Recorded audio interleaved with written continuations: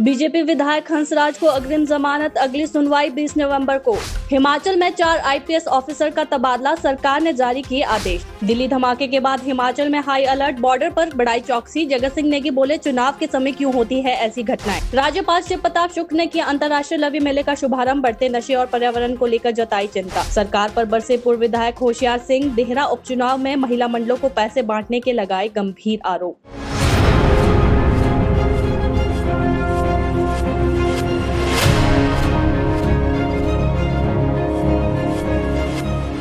नमस्कार, पंजाब केसरी टीवी देख रहे हैं आप। मैं कनिका सोनी हाजिर हूं प्रदेश की बड़ी खबरों के साथ। तो चलिए डालिए नजर हिमाचल पर। चुराह से भाजपा विधायक डॉक्टर हंसराज को पॉक्सो एक्ट मामले में बड़ी राहत मिली है। जिला एवं सत्र न्यायालय चंबा ने उन्हें 20 नवंबर तक अग्रिम जमानत दे दी है। विधायक की ओर से हाईकोर्ट के वरिष्ठ अधिवक्ताओं ने अग्रिम जमानत याचिका दाखिल की थी, जिस पर आज सुनवाई हुई है और कोर्ट ने उन्हें अंतरिम राहत प्रदान की है। साथ ही अदालत ने विधायक को पुलिस जांच में सहयोग करने के निर्देश दिए हैं। बता दें, विधायक हंसराज पर एक युवती ने यौन शोषण के आरोप लगाए हैं। आरोपों के अनुसार उस समय युवती नाबालिग थी, जिसके चलते उनके खिलाफ पॉक्सो एक्ट के तहत मामला दर्ज हुआ है।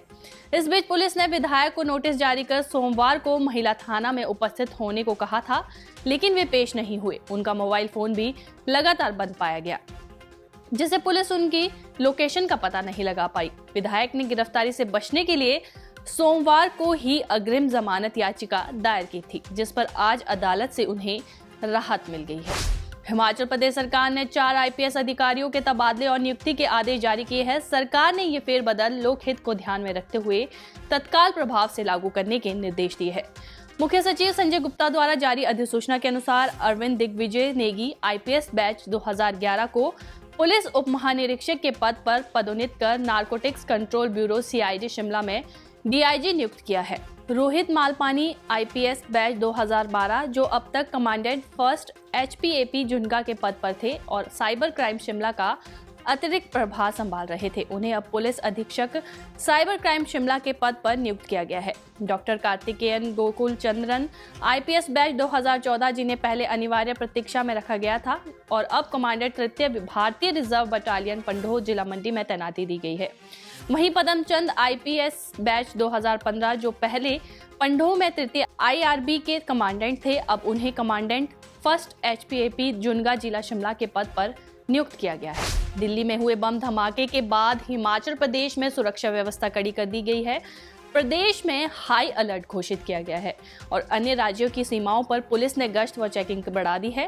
सीमावर्ती इलाकों में हर आने जाने वाले वाहनों की बारीकी से जांच की जा रही है। हिमाचल पुलिस महानिदेशक ने सभी जिलों के एसपी को अलर्ट रहने के निर्देश जारी किए हैं। खासकर सीमावर्ती जिलों में भी सुरक्षा व्यवस्था कड़ी की है। बाहर से आने जाने वाले वाहनों और संदिग्ध लोगों पर पैनी नजर रखी जा रही है। राजस्व मंत्री जगत सिंह नेगी ने कहा कि इस तरह की घटना के बाद सुरक्षा एजेंसियां अलर्ट पर है और सीमाओं पर चौकसी बढ़ाई गई है। जगत सिंह नेगी ने धमाके की टाइमिंग पर भी सवाल उठाए हैं।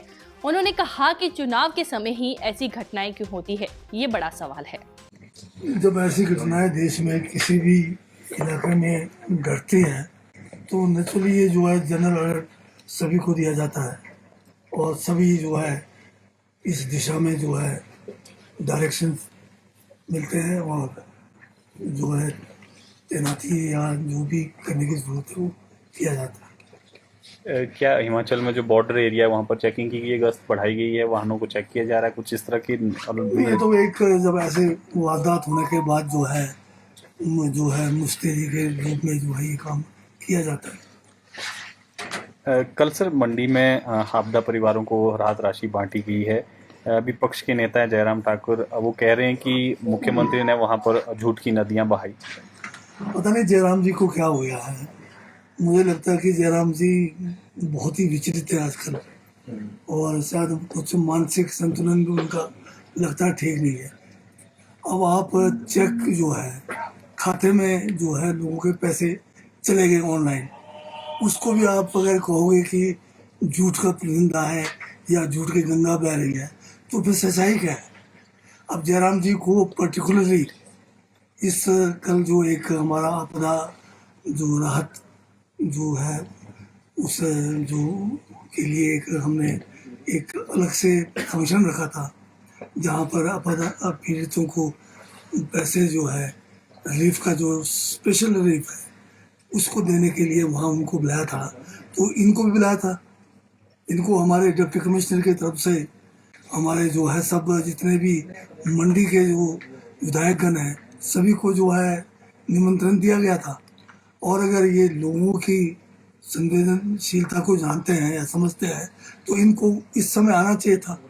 और अगर कोई कहीं कमी है, कोई बात है, तो उसमें हमें जो है हमारे मुख्यमंत्री के समक्ष अपनी बात रख सकते थे। अंतर्राष्ट्रीय लवी मेले का शुभारंभ राज्यपाल शिव प्रताप शुक्ल ने किया। इस दौरान उन्होंने सबसे पहले दिल्ली में हुए धमाके पर गहरा दुख व्यक्त किया है और उसमें जान गंवाने वाले लोगों के प्रति संवेदनाएं प्रकट की है। राज्यपाल ने मेले में पहुंचे लोगों और व्यापारियों को शुभकामनाएं दी और कहा कि ये मेला हिमाचल की समृद्ध सांस्कृतिक परंपरा का प्रतीक है। उन्होंने अपने संबोधन में चिट्टे जैसे खतरनाक नशे के बढ़ते प्रचलन पर गंभीर चिंता जताई है। राज्यपाल ने कहा कि देश विरोधी ताकतें इस नशे को युवाओं तक पहुंचा रही है और समाज के हर वर्ग को इसका विरोध करने के लिए आगे आना होगा। उन्होंने कहा कि पुलिस प्रशासन इस पर सख्त कार्रवाई कर रहा है और जनप्रतिनिधि इसके खिलाफ मुहिम में जुटे हैं, लेकिन इस अभियान को सफल बनाने के लिए आम लोगों की भागीदारी जरूरी है। राज्यपाल ने पर्यावरण संरक्षण पर भी बल देते हुए कहा कि हम सभी अपने ही व्यवहार से प्रकृति को नुकसान पहुंचा रहे हैं, जिसमें प्राकृतिक आपदाएं बढ़ रही हैं। उन्होंने सभी से पर्यावरण को बचाने के लिए एकजुट होकर प्रयास करने की अपील की है। विस्फोटक ये एनआईए ने बरामद किया है, अनेक लोगों को गिरफ्तार किया है। मुझे लगता है कि आदरणीय गृहमंत्री जी के नेतृत्व में इस प्रकार की मीटिंग को देखा जा रहा है और एक अच्छी सफलता इस बात की मिलेगी कि ऐसे लोगों को ले आकर करके जेलों में बंद किया जाए और भारत की सुरक्षा की। सर, आपने एक नशे को लेकर एक बात कही है कि आज जो जन आंदोलन बन गया है, आप पूछ रहे हैं, इसी नाते मैं ये कह सकता हूँ कि जन आंदोलन बन चुका है। शुरुआत जब मैंने किया था तब मुझसे तो कोई पूछता भी नहीं था, लेकिन आज सब लोग नशा को हटाया जाए, हिमाचल को बचाया जाए, इस बात को कह रहे हैं। यही इस बात का प्रमाण है कि जब प्रधानमंत्री जी ने कहा था तो और मैंने शुरू किया था तब मेरे लिए प्रॉब्लम। भाजपा नेता होशियार सिंह ने धर्मशाला में प्रेस कॉन्फ्रेंस कर सरकार पर भ्रष्टाचार और चुनावी धांधली के गंभीर आरोप लगाए हैं। उन्होंने कहा कि देहरा उपचुनाव के दौरान एक कोऑपरेटिव बैंक के जरिए महिला मंडलों को पैसे बांटे गए।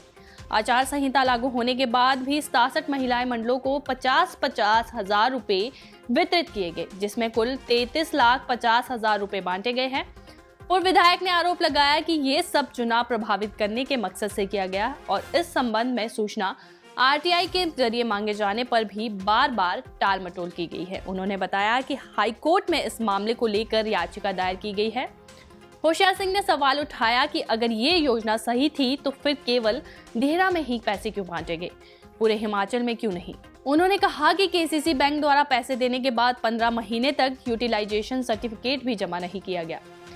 पूर्व विधायक ने सरकार और मुख्यमंत्री पर पारदर्शिता की कमी का आरोप लगाते हुए कहा कि विधानसभा में इस मुद्दे पर जवाब देने से भी फरेज किया गया। उन्होंने ये भी दावा किया है कि आचार संहिता के दौरान 980 महिलाओं को 3 माह के लिए 4,500 रुपए दिए गए, लेकिन उसके बाद 16 महीने में एक बार भी भुगतान नहीं किया गया, जबकि 12,500 से अधिक आवेदन अब भी लंबित है। उन्होंने मुख्यमंत्री पर राज्य और महिलाओं के साथ धोखाधड़ी करने का आरोप लगाते हुए कहा कि अब मुख्यमंत्री बिहार में जाकर भी झूठे दावे कर रहे हैं। किस तरह कांगड़ा कोऑपरेटिव बैंक जो है कोर करप्शन का सेंटर बना।